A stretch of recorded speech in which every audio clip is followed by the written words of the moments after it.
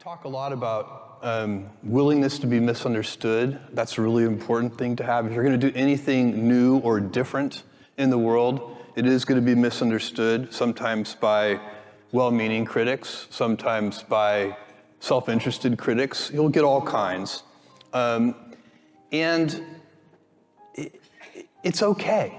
It's all part of the process. The only way to avoid criticism altogether is to be completely conventional in everything you do. And so how do you respond to the criticism? What do? What's the right thing to do? Well, I think the first thing you do is you ask, are the critics right? You listen, you ask, are they right? Or even if they're not completely right, is there some piece of it that's right, that you can be inspired by? And then if you decide, by the way, that the answer is no, that you believe, you have conviction that what you're doing is the right course, then no force in the world should be able to move you. You should have a deep keel. But if you decide that your critics, that there is something, then you should change. And I give you an example from the early days of Amazon of one where we refused to change. We were small enough that most people didn't pay much attention to us or care about us. I'm taking you way back to like 1995, 1996.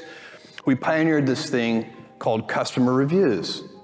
And I got a letter one day from a publisher, a book publisher, that said, hey, you must not understand your business.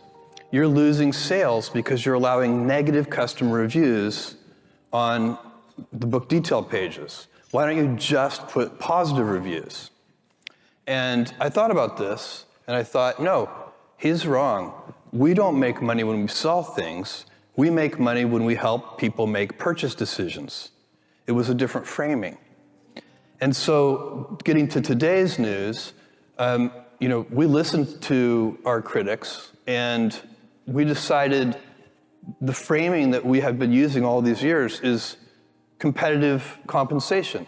We look at what other job opportunities there are and what the competitive compensation levels are, and we offer competitive compensation and actually non-competitive, world-leading benefits packages, but just competitive compensation.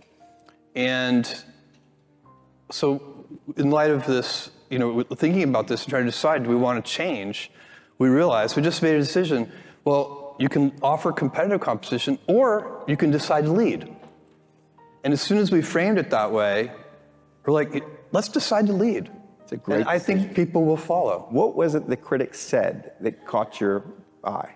Basically, they were saying, if you read between the lines, because a lot of the specific criticism was not correct, but if you read between the lines, what they really wanted us to do, they said, because you could also say, look, there's so many companies. There are all the fast food companies, there's, the baristas, and there's, like, wait a second, why are you focusing on us? But what they're really saying is, we're focusing on you because you're a leader, and we want you to lead. That's what they're actually saying. And as soon as you recognize it that way, instead of it feeling like criticism, it feels empowering.